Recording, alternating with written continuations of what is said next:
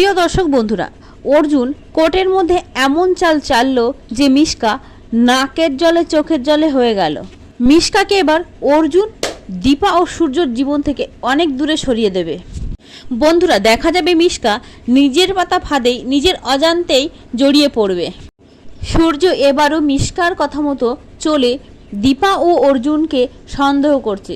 সে ভাবছে কবিরকে নিয়ে যে সন্দেহটা সে করেছিল সেটা ভুল হলেও এটা হয়তোবা সত্যি। তাই যখন সূর্য অর্জুনের লেখা চিঠিগুলো দেখতে পেল, যে সমস্ত চিঠিগুলো দীপার জন্য, তখন সূর্য নিজে বুঝে নিল যে অর্জুন দীপাকে ভালোবাসে। কিন্তু দীপা কি অর্জুনকে ভালোবাসে এটা সূর্য নিশ্চিত ছিল না।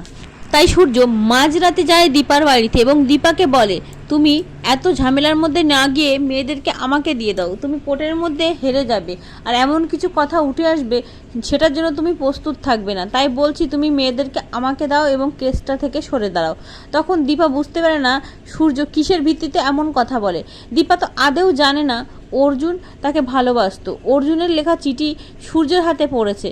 দীপা তারপর দেখা যায় সূর্য অর্জুনকে ফোন করে এবং অর্জুনকে অনেক বাজে কথা বলতে থাকে এবং বলে যে দীপার সাথে তোমার এই সম্পর্কটা কতদিনের, কি নোংরামি করছো দুজনে মিলে, এইসব কথা সূর্য অর্জুনকে বলে। অর্জুন এসব কথা শুনে ধৈর্য ধরে থাকতে পারে না।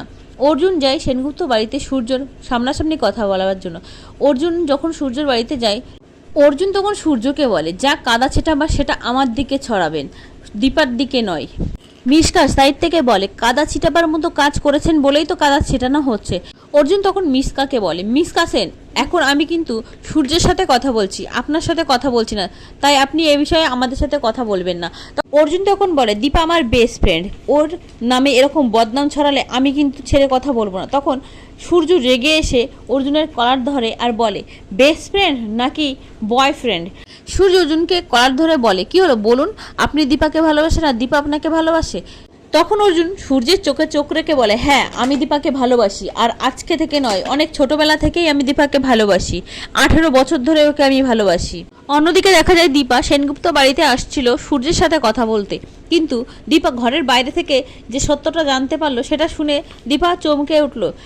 দীপা তখন মনে মনে বলে, এই সত্যটার জন্যই ডাক্তারবাবু আমার সাথে এমন ব্যবহার করছিল, কিন্তু আমি তো এর কিছুই জানি না, আর আমি তো অর্জুনদাকে ভালোবাসি না, অর্জুনদাকে বন্ধুর চোখেই দেখি।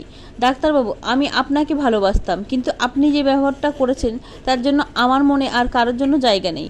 তো বন্ধুরা, দীপা খুব আত্মনির্ভরশীল, সে চায় না কারোর দয়া নিয়ে সারাটা জীবন কাটাতে। তাই দীপা সিদ্ধান্ত নেয় যে তার 2 সন্তান সোনারূপাকে নিয়ে সে অনেক দূরে চলে যাবে, যেখানে কেউ তাদেরকে খুঁজে পাবে না। তো বন্ধুরা, সূর্যদীপার এই দূরত্বটা কি আরও বেড়ে যাবে, নাকি অর্জুন সূর্যদীপার মধ্যে এই দূরত্বটা কমিয়ে দেবে? দেখতে হলে অবশ্যই আমার চ্যানেল সাবস্ক্রাইব করে আমার পাশে থাকবেন। ধন্যবাদ বন্ধুরা।